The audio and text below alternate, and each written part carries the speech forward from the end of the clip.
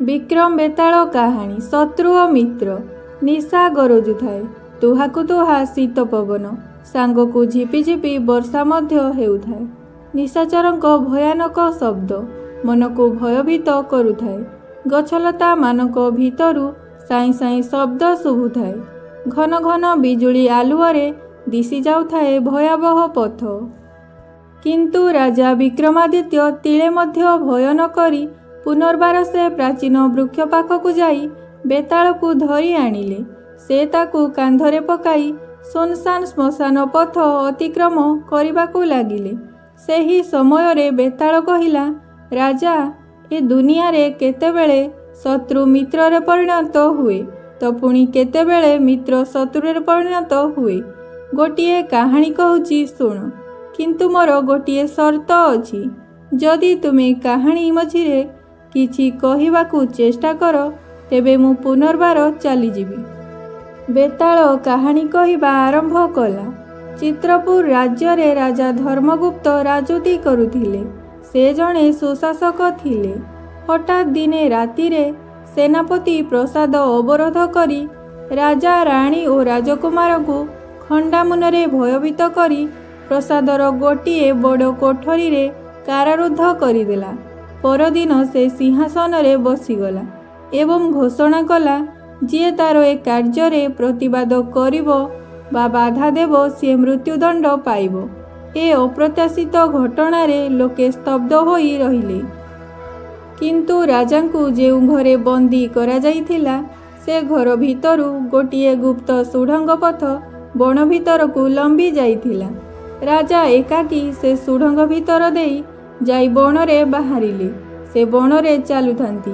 हठात एही समय रे जणे आश्वारोही आसी तांकू अटकाइला ओ कहिला, तू पिंधिथिबा सुनाहार ओ रत्नमुदी मते देई दे, नहेले मरिबु। मु डाकू विकटवर्मा।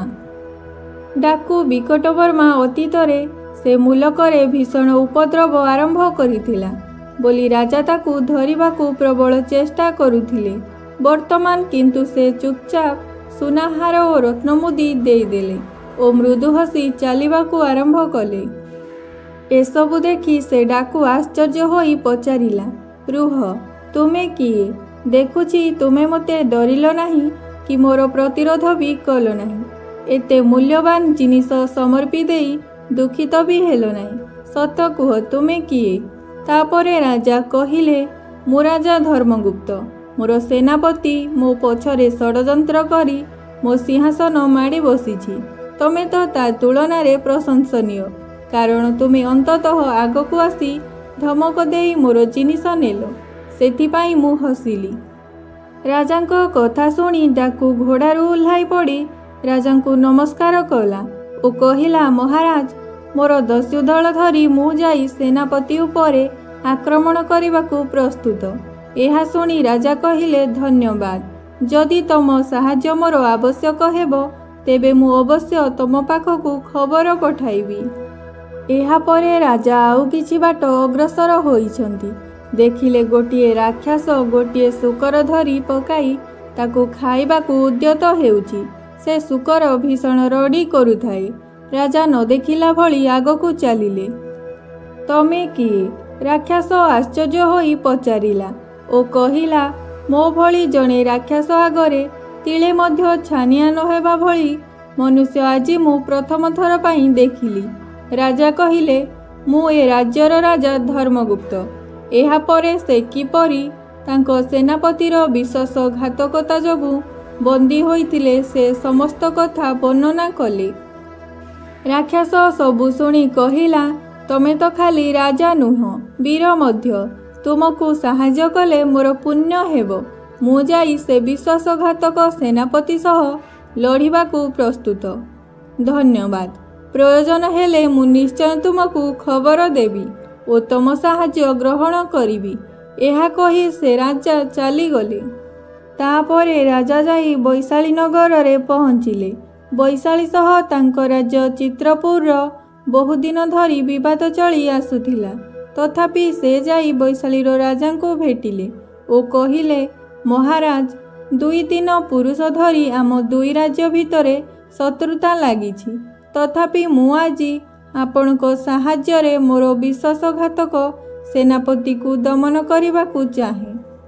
मु केवल एतिकी कहिबी, जदि दैवात केबे आपण राजच्युत हुअंती तेबे मु प्राणपात करी आपणक सहायता करिबी। सबु कथा शुणी सारिला परे वैशालीर राजा किछि समय चिंता करी कहिले, महाराज आपणकर सहायता करबाकू मु प्रस्तुत। एतिकी कही से संगे संगे निजर सैन्यबाहिनी धर्मगुप्तଙ୍କ नेतृत्वरे चित्रपुर पठाइले। से सैन्यबाहिनी साहाय्ୟରେ राजा धर्मगुप्त अक्लेशरे तांको सेनापति को पराजित कले ओ बंदी कले। एथु अंते तांको राज्ୟରେ आनंद लहरी खेलीगला। एहापरे राजा दिने अरण्य भितर को जाई राक्षस को भेटिले ओ तांको कहिले, सुण तुमे एठारे रहिबा फलरे आमर प्रजा माने स्वच्छंदरे अरण्य भितर को जाई पारु नाहंती। तमे जेउठारु आसीछ सेठाकू चली जाओ। राजांक एभली निर्देशरे से राक्षस रुक्ष भावरे पचारिला, न गले?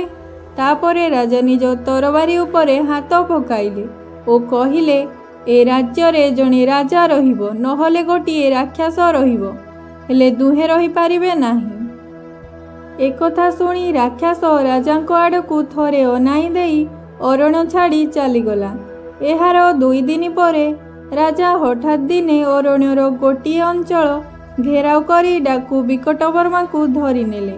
तार दस्यु दलर अन्य माने आत्मसमर्पण कले।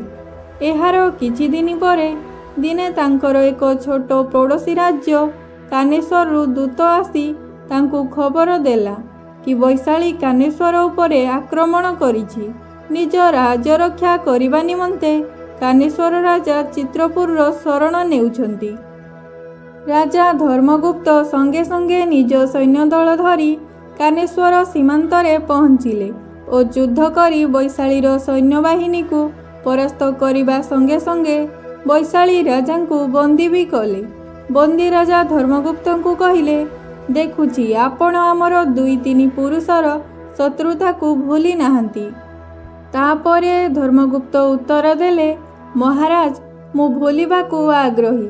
से दिगरे किछि पक्का व्यवस्था कले किपरि हुअंता। एहा सुनी वैशालीर बंदी राजा कौतूहली होई पचारिले, कि व्यवस्था? तहु धर्मगुप्त नम्र भावरे कहिले, महाराज आपणक उआसरे मु गोटिए दिन रहिथिली। सेही दिनक भितरे आपणक कन्या को मु मो निज कन्या भली स्नेह करिथिली। मोर पुत्र ही तार उपयुक्त बरपात्र हेबो। आपण ताकू मोर पुत्रवधू हेबाकू देबे कि? चित्रपुर राजांक एभली प्रस्तावरे वैशालीर राजा आनंदरे उत्फुल्लित होई कहिले, महाराज एहाठू बली सुखकर प्रस्ताव आउ कौन बा होई पारे। प्रबल उत्साह ओ जाकजमकर सहकारे प्रस्तावित विवाह अनुष्ठित हेला। फलरे उभय राज्य भितरे स्थायी बंधुता स्थापित हेला। गपटी कही सारी बेताल टिके चुप रही कंठस्वर तीव्र करी प्रश्न कला, राजा मोर मनरे केतोटी प्रश्न अछि।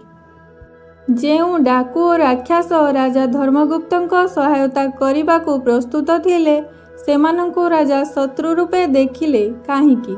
ताठारु आहुरी बड़ प्रश्न हेला, जेउ वैशाली राजांक सहायतारे से निज राज्य फेरी पाइले, से राजांकु से बंदी कले किपरि?